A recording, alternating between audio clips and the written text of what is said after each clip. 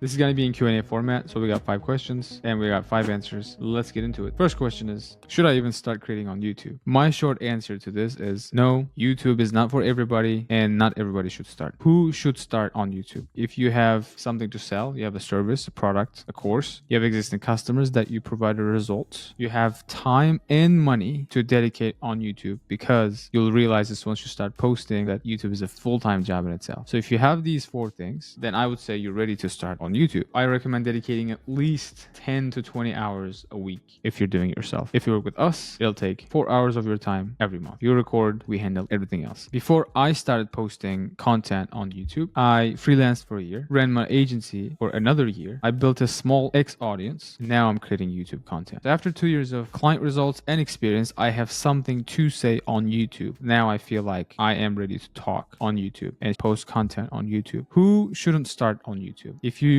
don't have an offer, if you don't have customers, if you don't have the time and money to dedicate to YouTube, you're going to be inconsistent, because YouTube is a consistency game, and you care what others think or say about you. If you got these 5 things, you're not ready to start posting on YouTube, because you're going to be competing against people who have a dedicated team, who allocate 50 to 75,000 a month on their content teams. They have better cameras, better audio, more experience, more manpower. That's who you're going to be competing against. Your videos are going to be in the same feed as those people to start on YouTube if you don't have any value to add. First, you got to go create that value so you can talk about it online. Question number 2. Do I need a large audience to grow my business? My short answer is no, and here's why. I'm going to give you an example of my good friend Camilo. So he has 2 YouTube channels. One has 153k subs. He's targeting editors and he's producing educational videos and he's growing his editing community. The second channel is much more interesting. He only has 363 subscribers. His videos don't even get 100 views per video on average, but I know for a fact that he just landed a $10,000 a month enterprise client from his content. It doesn't matter if your videos get 12 views or 17 views. If these 17 views are your potential clients, even if one of them converts, that's a 4 or 5 figure a month deal for you and for your business. So the short answer is no, you don't need a large audience, but I'm not going to deny the fact that large audience helps you get more views because it's social proof. Let me move this down and let's do some math here. So let's say you have a channel and your average video gets 200 views and you have a 4-figure a month service, and you are able to get the right type of people, your potential clients, to get your videos. Even if 1% of them converts, that's 2 clients for you a month times 4-figure, a very good revenue for your business. Only with 200 views per video, you can post more. You can post 4 videos and make it 800 views. 1% conversion is 8 clients a month. Each client pays you 4-figure, between $1,000 and $9,000 a month. If you are very conservative, you only got 200 views, you got 2 clients, they paid you $1,000, you just made $2,000 from your YouTube. So that's the equation. If you have a high ticket service, you do not need a large audience and you don't need to go viral to make money. The challenge here is to get the right people to watch your videos and build trust in those videos and get them to book a call with you and eventually close them and get them to do business with you. Let's say there's 2 creators. Imagine you're the customer, you're searching for a solution on YouTube, and let's say you are a D2C brand owner. You're selling something, you have a product, you want to increase sales on your Shopify store. There's 2 creators that you're watching. Creator 1 is chasing the algorithm, says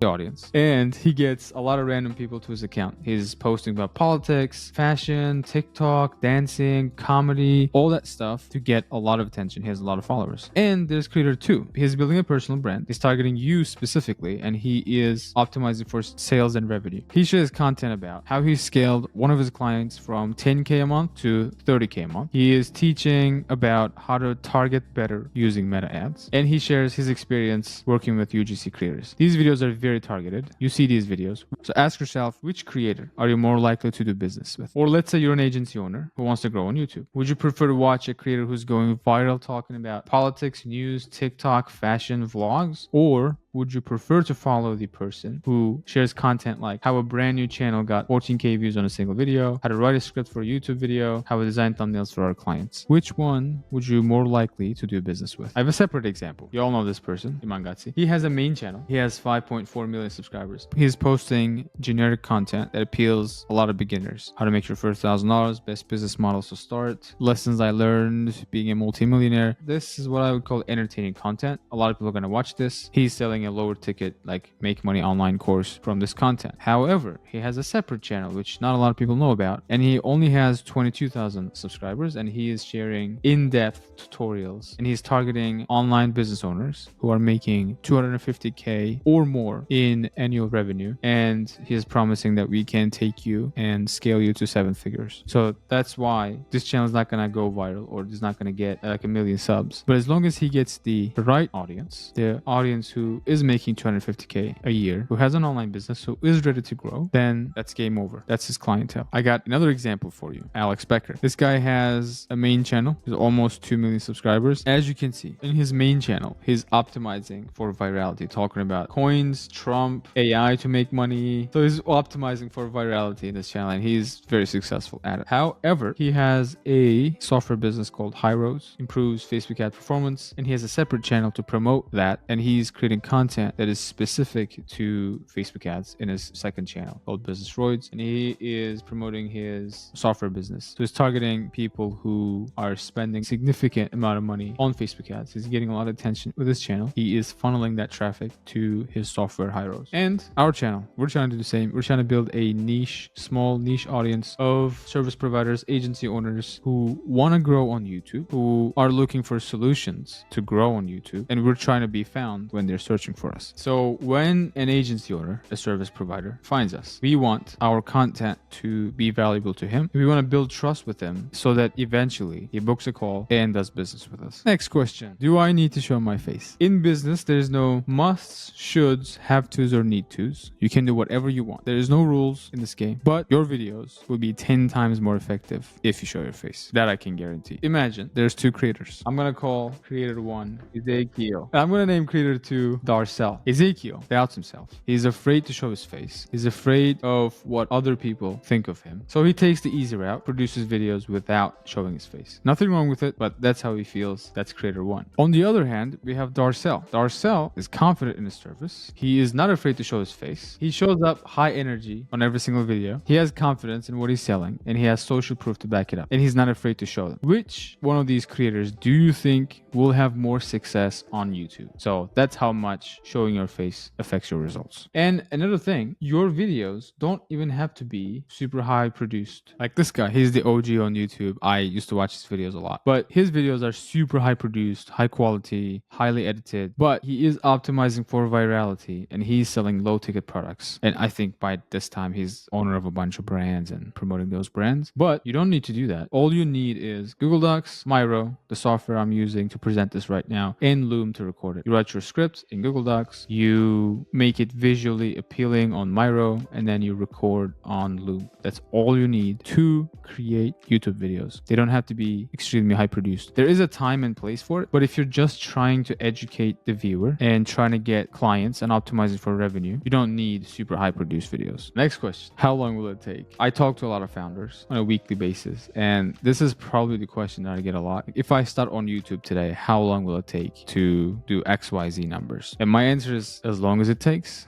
I don't know. If you want to get results immediately, you're going to get stressed out. First of all, you're not going to even get the results. That's not how life works. And nobody can guarantee you the results. All we can guarantee is we're going to show up the next week and the following week until it works. So a trick that I use is we want to make the action the goal, not the outcome. Instead of having views, subscribers, a specific number as the goal, we want to make the action the goal, not the result. Because we don't have control over the results. We don't have control of how many subscribers we're going to get. We don't have any control of how many views we're going to get. We don't have control of how much money we're going to make from our videos. But we have control over what we do every single day, every single week. Ask yourself, did I write the script? Did I record the video? Did I post every week? If the answer is yes, then you're a success. It takes a long time to get the hockey stick growth, which is this. And I think James Clear nailed this point. This is from his book, term called Value of Disappointment. When you start to do anything, this is your expectation. Your expectation is, okay, I'm going to do a little bit, get a little bit results. I'm going to do a little bit more, get a little bit more results. And I'm going to continue to get consistent results if I show up consistently. Your effort can be consistent, your results are not gonna match until it matches. We don't know when. That's why a lot of people quit before they even get to the hockey stick growth. When you start anything, you're not gonna get results immediately. So I would probably change this graph to like something like this in the first couple weeks or even months. And then you start to get a little bit of results and a little bit more and a little bit more. After a while, your results will compound and will surpass what you expected them to be. But until then, you are in something we call the valley of disappointment. So the trick here is to just keep going, keep putting more effort, keep showing up, make action the goal. So you're still going to write the scripts, record your videos, post every single week until your results match with your expectations. Again, how long will it take? It'll take as long as it takes, because in this valley of disappointment, you're learning how to entertain, how to present on camera, how to speak better, how to teach something in simpler ways, how to record the visuals, the audio, the editing, posting. You're learning a lot of things when you're in the valley of disappointment. And let me show you some stats. I got this visual from Roberto Blake's channel. Credit to him. Amazing YouTuber and educator that I have been following for years. But let me grab the highlighter here. So not having success on YouTube is normal. That's what's supposed to happen. When you start posting on YouTube, you're going to compare yourself to a lot of people, a lot of big creators, because YouTube's algorithm is pushing them on your feed. It will seem like everybody else has this figured out and you are the one who can't succeed. Not the case. If you look at these stats, I think there are over 150 million channels on YouTube. Only about 5% of the creators reach 10K subscribers. Only about 1.5% of the creators reach 50K. Only about 0.003% of creators reach 10 million subscribers. Just because that's all you see on YouTube, because the algorithm is pushing, because those videos are getting a lot of views, it doesn't mean that this is normal. Not succeeding, being in the 95.5% of creators who don't reach 10K subscribers is normal. So I just want to get this out of the way. That's the stats. So you can take a breather now. What you're doing is normal. Not succeeding on YouTube is what 95% of creators experience. So everybody goes through the same thing. The ones who can come up on the other side are the ones who walk the valley of disappointments. Last question. What would I create content about? My answer is going to be short. Since the goal of your content is to increase revenue, here's what you want to do. Your content has to build trust and positions you as an expert. What does this mean? When a potential client lands on your channel, they have to know that you know what you're talking about, you got the results to show for, and they have to know what to do next after watching your video. Is it book a call, visit a website, whatever that may be, it has to be very clear in your profile and in each of your video. We're actually working on an in-depth video about finding content ideas, so subscribe if you don't want to miss it. But I'll still give you a weekly content calendar. What can you post? You can post case studies as a service provider, you can post tutorials, you can post podcasts. Someone can literally just sit down and ask you the most frequently asked questions in your industry. You answer. That's a YouTube video right there. Tutorials will be easy since you're doing this every single day. You're providing results to your clients. So you're just showing how you're getting results to your clients. And in the case studies, since you have clients that you got results, you're just showing them to the world. So here's your weekly content calendar. You want to post 4 videos a week. That's a great cadence. If you can post 1 YouTube video every week, that's a great posting cadence. So 3 of them will be tutorials, 1 will be case study video. So 3 tutorials. Let's say you're running meta ads for your clients like Nick. One of the tutorial videos will be how to target the right audience using meta ads. The second tutorial will be how to find the best UGC creators. Your third tutorial will be how to create static ads that scale. And the case study video could be how you scaled your client from 10,000 a day to 30,000 a day in ad spend. So that will be your content calendar. So you're just gonna repeat this every single month to get more views, more clients, more revenue, more sales for your business. That's it. Let's quickly go over what we talked about. Should I even start creating on YouTube? Who should create on YouTube? Who should not create on YouTube? Do I need a large audience to grow my business? My short answer was no. I gave an example and I explained the math equation here. My main point here was that if you can get the right people to watch your videos, you are going to make money, whether you have a large audience or small audience. Do I need to show my face? I think this example was great. It is better to show your face. Again, you don't need to. So my short answer is no. You'll still make money, but you'll make 10 times more money if people are able to connect with you. They know your personality, they trust you, and when they book a call with you, they will feel like they already know you because they consume 10 hours of your content. Next question I answered was, how long will it take? My short answer is always as long as it takes. And because of a concept called valley of disappointment. When you start something new, you expect to get results on a consistent level. Your effort can be consistent,